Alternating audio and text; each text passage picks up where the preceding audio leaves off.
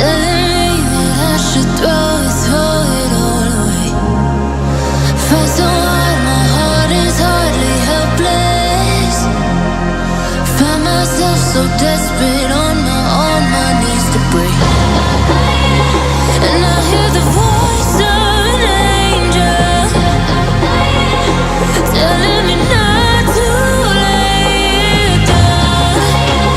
And I feel the spirit guiding, telling me not to give up. Hold on to every promise I've been praying for it, like I hold on to every garment, won't surrender, not tonight.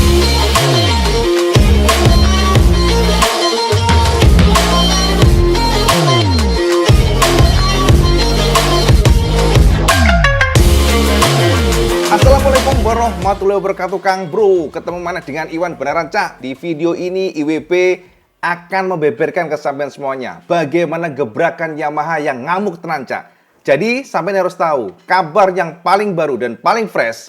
Ternyata Yamaha MotoGP betul-betul ingin bangkit tahun depan. Bahkan kabar yang paling fresh yang kita dapatkan, Yamaha baru saja membajak kepala teknisi aero dari Ducati Course. Ini luar biasa gila, Cak. Sepertinya Yamaha memang ingin bangkit untuk tahun depan, Cak. Terbukti mereka dipastikan membajak teknisi handal Ducati, yakni Marco Nicotra, insinyur aerodinamika, computational fluid dynamic coordinator Ducati Course Division, serta Massimo Bartolini.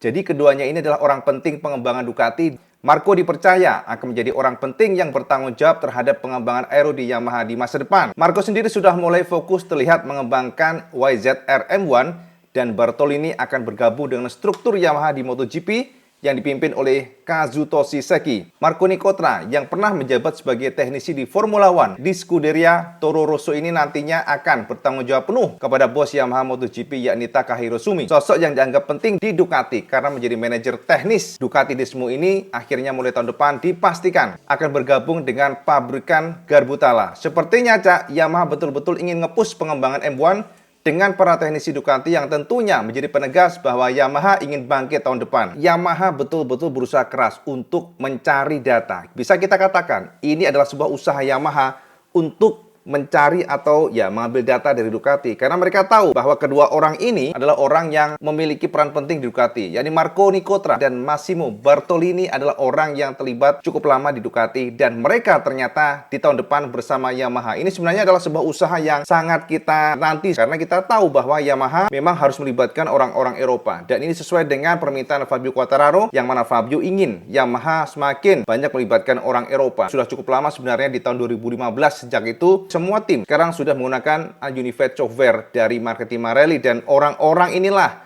yang berpengalaman di sana. ECU-nya mereka memiliki pengalaman di sana dan yang paling lama bersama Ducati tentu mereka yang paham antara ECU dengan karakter dari motor itu sendiri, mulai dari traksi kontrol, kemudian juga dikombinasikan dengan aero. Dan sampean tahu bahwa untuk Marco Nicotra adalah orang yang pengalaman di sana. Marco ini adalah salah satu otak yang sangat penting ya tubuh Ducati untuk aeronya. Makanya pengembangan dari Marco Nicotra ini terbukti berhasil membuat Ducati semakin kencang dan juga kekuatan cornering speednya semakin meningkat. Karena kita tahu bahwa Marco Nicotra ini sinergi ya dengan Gigi D'Alina ya, mereka mengembangkan seperti apa yang diinginkan oleh pembalap, bagaimana memperbaiki cornering speednya. Karena kita tahu bahwa dengan menggunakan aero yang semakin lebar tentunya akan mempengaruhi kelincahan motor. Akan tetapi Marco mampu membuat motor Ducati tetap lincah di tikungan tapi juga sangat stabil pada saat keluar tikungan. Out of the corner, minim wheelie, tapi traksi tetap melimpah. Jadi ini pintar sekali ya dari kacamata pribadi. Saat ini untuk pabrikan Jepang ketinggalan pengembangan aero dan sepertinya Yamaha cukup pintar dengan cara membajak teknisi yang sangat handal dari Ducati. Ini adalah langkah maju bagi Yamaha untuk tahun depan ya. Mereka akan bangkit.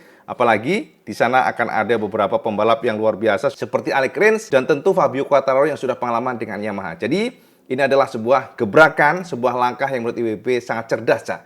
Wah, ini IWB nggak sabar asli ya. Jadi dengan kondisi di mana konsesi Jepang juga akan membuat akselerasi pengembangan aero juga lebih maksimal, Cak. Karena Marco Nicotra pastinya bakal bisa nge-push karena mereka mendapatkan keleluasaan untuk mengganti aero di mana untuk Yamaha dan Honda ya, maksudnya dari pabrikan Jepang mereka bisa mengganti aero selama 2 kali dalam satu musim. Jadi artinya mereka bisa mengembangkan ya di awal musim Dan pada akhirnya mungkin pada maksimalnya di pertengahan musim mereka akan mengganti lagi dengan aero yang sudah dikembangkan berdasarkan data di awal musim. Dari 6 bulan pertama mereka akan mendapatkan data dan dari sana mereka mengembangkan dan kemudian diterjemahkan dalam sebuah aero final yang nantinya bisa akan membuat performa Yamaha makin jos gandos. Itulah kabar yang paling hot, di mana ternyata Ducati kehilangan sosok yang sangat luar biasa di tubuh pabrikan buluknya, ya. Jadi Ducati Course Division, dan ternyata Gigi D'Alina juga merasakan bahwa ya mereka bukan pertama kali kehilangan Cak. Jadi Gigi sendiri sebagai seorang yang memang luar biasa pula di tubuh Ducati, big boss dari Ducati, pengembangan engineering-nya. Dan Nicotra adalah salah satu partner dalam arti ya dia bawahannya tapi partner untuk pengembangan aero. Gigi juga mengatakan bahwa dengan adanya kebocoran data-data dari Ducati sudah dimaklumi oleh Ducati. Karena mereka bukan pertama kali ini kehilangan. Dalam pandangan Gigi, dia mengatakan bahwa insinyur paling berbakat telah pergi. Kami akan melatih yang lainnya lagi. Jadi filosofi dari Ducati memang bertaruh untuk talenta muda dan mengubah mereka menjadi juara dunia termasuk para timnya atau para teknisinya. Jadi itu kata Gigi D'Alina. Nah, teman-teman memang ini bukan pertama kalinya Ducati kehilangan tim yang luar biasa. Beberapa insinyur yang dilatih Ducati lalu hengkang ke KTM. Ada Fabio Sterlacini, jadi insinyur di Borgo Panigale yang cukup menonjol. Kemudian juga ada Christian Pupulin. Ini orang-orang yang meninggalkan Ducati dan gabung dengan tim lain. Tahun lalu ada juga Alberto Giribola. Jadi Giribola itu merupakan kepala kru Enea Bastiani di Gresini yang kemudian meninggalkan Ducati. Kemudian 2 tahun lalu ada Francesco Guidotti dan menjadi koordinator pemimpin tim di pabrikan Austria KTM. Itu ya, Cak, ya, beberapa poin tentang bagaimana pergerakan dari MotoGP tahun depan. Jadi artinya nggak hanya pembalapnya, Cak, ternyata tim dari engineering-nya juga sudah ada pergerakan yang sangat serius. Yang kedua, Kang Mas ya, jadi teman-teman sama tahu nggak, ternyata teori konspirasi Jorge Martin kembali muncul, Cak. Jadi ini adalah sebuah hot kabar, ya, kabar hot. Dan bahkan Pramac Ducati sekarang mereka menuntut kepada Michelin untuk memberikan data-data jelasnya. Karena selama ini Michelin benar-benar sangat kekeh bahwa itu bukan kesalahan mereka dan itu adalah sesuatu yang normal, itu bukan sesuatu yang harus dijadikan masalah. Menurut dari Michelin, mereka sudah mengecek semuanya, akan tetapi dari sisi Pramac sendiri tidak terima, Cak. Pramac masih menunggu data teknisnya, hasil investigasi seperti apa. Pramac mereka menuntut Michelin agar memberikan data-data resminya. Seperti apa hasil dari investigasi ban Jorge Martin di Qatar kemarin. Nah, memberikan gambaran kesampaian apa yang dikatakan Michelin setelah mereka melakukan investigasi. Berikut kata Michelin. Kami menganalisis proses produksi, kendali mutu dan juga rute pengangkutan, riwayat ban, apakah sudah dipanaskan atau belum. Hasilnya tidak ada masalah dengan manufacture atau kualitas. Itu sudah pasti. Jika ban tidak berfungsi maka kalian akan lebih lambat sedetik pada lap pertama. Dan 6 hingga 7 lap pertama ternyata cukup baik. Dari lap keempat hingga 7 ia melaju secepat Bagnaia. Startnya aja yang salah sehingga dia turun 3 atau 4 posisi.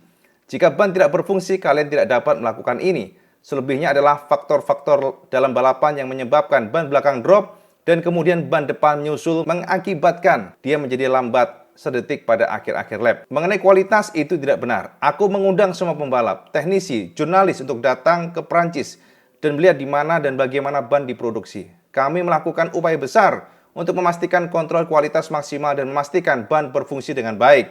Kami tidak ingin iklan yang buruk. Kami hanya ingin pembalap puas. Kami tidak menginvestasikan jutaan dolar untuk dituduh. Kami mencoba menghasilkan ban yang sempurna meskipun terdapat variasi dalam proses industri.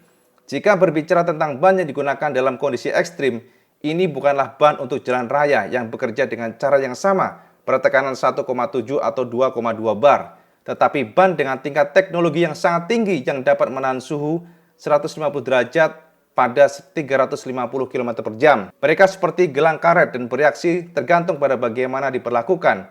Dan penyimpangan 1 hingga 2/10 bukan berarti bannya rusak. Kalian mendengar pembicaraan tentang teori konspirasi tentang sengaja membagikan ban rusak, itu tidak masuk akal. Menyalahkan ban adalah alasan yang paling mudah. Sayang sekali tidak ada yang memperhatikan 36 rekaman atau kami memilih senyawa yang tepat pada permukaan baru seperti di Indonesia, Qatar atau Valencia. Ini adalah hasil bagus. Sayang hanya sedikit orang yang melihatnya. Yes, Kang Mas, itu adalah kata dari bos Michelin, Taramaso. Dan di situ sangat ditekankan oleh Taramaso bahwa tidak ada masalah dengan ban Michelin. Jadi, kalau Jorge Martin dan timnya Pramac Ducati menuduh atau ibaratnya mempertanyakan kualitas, itu tidak bisa diterima. Jadi secara nggak langsung demikian kira-kira kata Michelin Taramaso. Akan tetapi, apakah pernyataan Michelin ini bisa diterima oleh Pramac? Ternyata nggak bisa, Cak. Konfirmasi dari Gino Borsoy. Pramak Ducati Boss masih mempertanyakan sebab hingga saat ini Michelin hanya memberikan alasan secara teoritis semata. Tapi dari Michelin sendiri tidak memberikan hasil investigasi ban yang digunakan oleh Jorge Martin pada saat race Qatar di hari Minggu. Jadi tidak di-share sehingga mereka masih menunggu data tersebut supaya di-share ke Pramak untuk memastikan bahwa betul-betul ban Jorge Martin itu normal. Berikut kata Gino Borsoy yang diterjemahkan dari MotoGP. Martin tentu tidak lupa cara mengendarai motor dari hari Sabtu ke hari Minggu di Qatar. Ketika pembalap seperti dia finish di posisi 10, itu karena sesuatu hal telah terjadi. Aku berpendapat bahwa Taramasu sangat cerdas, dan aku tahu bahwa hasil ini bukanlah hasil dari performa Jorge Martin yang buruk atau inferior dibandingkan balapan lainnya. Kalian tidak bisa menang pada hari Sabtu dan tiba-tiba finish ke-10 pada hari berikutnya dengan pengaturan motor yang sama.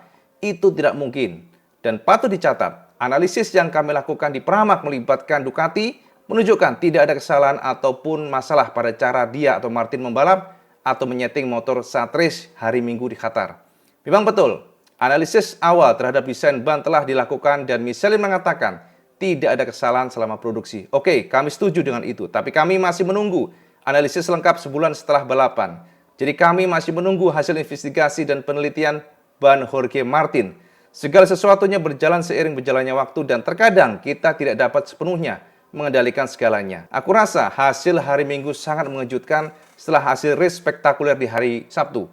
Dan kami tidak pernah mengira ada sesuatu di baliknya. Itu kata Gino Borsoy, Cak. Nah, ini jadi masih ada pro kontra, Cak. Jadi ada semacam ya friksi ya kita katakan rasa nggak terima dari Pramak karena ya mereka secara tim ya mempertanyakan bagaimana bisa performa ban yang di Qatar kemarin di hari Minggu kemudian hari Sabtu luar biasa, tiba-tiba hari Minggu drop dan bahkan sangat-sangat problem karena tidak ada traksi sama sekali. Bahkan Martin mengatakan ban yang digunakan bagian belakang seperti batu. Jadi sangat aneh tanpa cengkraman dan itulah yang dipertanyakan oleh Pramak Ducati. Jadi IWB juga nggak pernah menyangka, Cak. IWB pikir ini kan sudah usai nih ya, title juara dunia, kontender dan sebagainya sudah selesai, pertarungan sudah finish, tapi ternyata Pramak masih mempertanyakan. Sangat logis, Cak, karena mereka ingin semuanya didukung data teknis, tapi Michelin memang tidak nge-share ke mereka. Mereka hanya mengatakan Michelin baik-baik saja, semuanya oke, tidak ada masalah. Jadi hanya problem dari Jorge Martin itu ya yang kita tangkap. Padahal dari Gino Borsoy, Pramak mengatakan settingan ban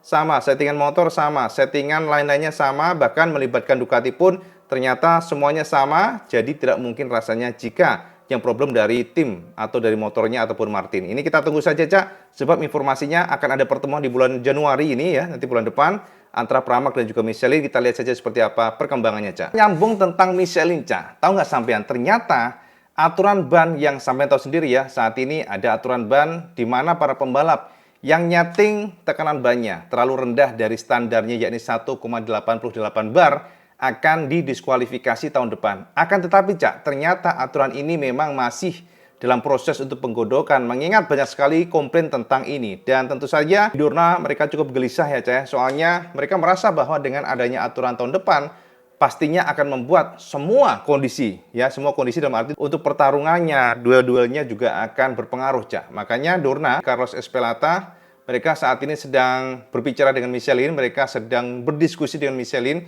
karena kita tahu bahwa saat ini Michelin sangat fokus dengan safety, tapi dari sisi Dorna pun mereka berharap akan ada beberapa terobosan-terobosan di mana seharusnya ya bisa saja mungkin pembalap tidak akan didiskualifikasi atau mungkin ada opsi-opsi lainnya. Berikut kata Carlos Ezpeleta mengenai konfirmasi bahwa mereka sedang berbicara dengan Michelin tentang aturan ban tahun depan, Cak. Berikut kata Carlos, aturan tekanan ban telah menjadi bagian integral dari balap selama bertahun-tahun dan diterapkan di banyak olahraga motor.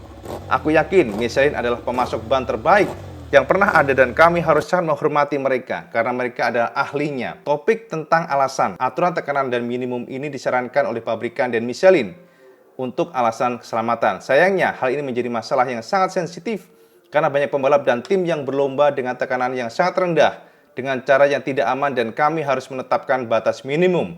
Namun, kami perlu berbicara dengan Michelin untuk melihat apakah mungkin untuk menurunkan target ini ke nilai yang lebih rendah, yang tentu saja tetap harus aman dan membuat pembalap merasa nyaman. Perubahan kecil pada tekanan dapat membuat perbedaan besar pada motor. Pembalap dan motornya sangat bagus, kompetisinya sangat hebat sehingga kami ingin berbicara dengan Michelin tentang menurunkan target tekanan ban. Aku juga ingin ingatkan kepada semua orang untuk memahami bahwa motor telah banyak berubah dalam 4 atau 5 tahun terakhir. Beban pada ban depan menjadi sangat tinggi dan kami akan berbicara dengan Michelin tentang bagaimana kami dapat memperbaikinya di masa depan. Kita perlu membicarakan hal ini dengan Michelin. Itu adalah ide orisinil dan kita harus melihat bagaimana pengujian pramusim berjalan. Michelin menghadirkan banyak material baru dan tetap menjadi mitra luar biasa dalam olahraga ini. Mereka mendatangkan ban khusus baru yang kurang sensitif terhadap slipstreaming dan aerodinamis sehingga pasti berdampak positif. Kita lihat saja perkembangannya nanti. Itu kata Carlos Ezpeleta, Cak. Carlos ini galau kayaknya, Cak, ya. Kita tahu bahwa sekarang pengaturan ban membuat aksi salip-menyalip menjadi semakin sulit. Kita tunggu saja seperti apa usaha dari Dorna, karena kita lihat memang kompetisi MotoGP sekarang ini semakin rumit dan rumit. Bagaimana enggak, Cak? Untuk nyalip susah gara-gara aerodinamika yang membuat dirty air. Jadi slipstream susah gara-gara ban mudah naik suhunya. Jadi inilah yang membuat kita sangat penasaran bagaimana gebrakan dari Michelin dan Dorna di tahun depan, karena ternyata memang banyak pembalap yang tidak puas dengan aturan di mana tahun depan akan didiskualifikasi. Tahun ini masih mending, Cak. Disuruh mundur 3 detik ke belakang, nanti ditambah lagi 6 detik, lalu ditambah lagi 12 detik. Tapi tahun depan, Cak, no excuse. Nggak ada detik-detikan, nggak ada mundur-munduran, tapi langsung diskualifikasi. Itulah yang sedang digodok oleh Dorna supaya mungkin ada pembicaraan lebih lanjut, supaya ada gebrakan-gebrakan yang membuat Dorna tidak harus melakukan diskualifikasi. Kita tunggu saja, Cak, usaha tersebut. Nah, Kang Mas, ini juga yang paling baru ya. Ternyata kita tahu di sini Marc Marquez. Sekali lagi kita menganggap Marquez ini tetap menjadi salah satu ikon yang patut kita tunggu. Dan tahu nggak sampean, ternyata Marquez dengan adanya kabar yang sedang heboh ya, di mana Marquez akan mendapatkan motor Zarco, dan ternyata konfirmasi kita dapatkan tidak ada masalah, Cak. Marquez sepertinya santai saja. Justru sekarang Marquez mengatakan bahwa dia tidak sabar untuk melihat data Jorge Martin dan juga Pecco, data Ducati maksudnya. Dan Marquez ingin sekali ya untuk bisa mendapatkan data mereka supaya menjadi bekal dia untuk tahun depan.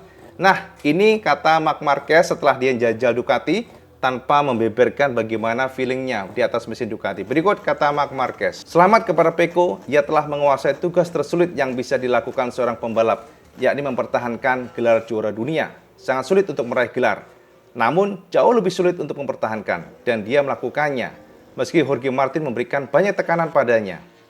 Aku tidak sabar untuk menganalisis datanya dan melihat bagaimana dia bisa melakukannya. Karena dia dan Martin saat ini menjadi yang tercepat di trek balap di atas Ducati. Dulu para pembalap yang beralih ke Honda, mereka meniru gayaku. Mungkin sekarang aku harus meniru gaya mereka. Sekarang aku harus membalikkan keadaan dan memahami cara mereka membalap karena mereka telah geber Ducati selama bertahun-tahun. Dan tentu saja mereka super cepat. Sangat sulit untuk mengidentifikasi kelemahan mereka karena saat ini sepertinya setiap pembalap di Ducati kencang. Namun hanya Pecco dan Martin yang berhasil melakukan hal tersebut secara konsisten sepanjang musim. Fakta ini sangat menarik. Yes, itu kata Marquez, Cak. Jadi Marquez memberikan penekanan bahwa dia sangat penasaran untuk membuka data dari Pecco dan juga Martin. Kita lihat saja seperti apa. Apapun itu memang Marquez ini tetap kita harus pantau, Cak. Apapun itu WB sudah nggak sabar, Cak, untuk melihat seperti apa sepak terjang Marquez di atas mesin Ducati. Oke, Mas ya. Jadi mungkin itu, Cak, update WB tentang MotoGP hari ini. Bagaimana kepastian bahwa pasukan Yamaha luar biasa. Pabrikan Yamaha tahun depan bakal lebih kuat lagi, Cak. Karena ada Master of Master Aero dari Ducati dibajak oleh Yamaha. Jadi kita tunggu saja seperti apa. Yang penting sama nggak ketinggalan kereta tentang MotoGP. Gitu aja, Cak, update benaran. Sama komen di bawah sini, Cak. Jos nggak kira-kira? Dan seperti biasa kalau sampean suka video ini, sama like, share, dan subscribe. Oh, jolali, Cak. Sampai sholat 5 waktu karena itu paling penting. Assalamualaikum warahmatullahi wabarakatuh. Salam segendas.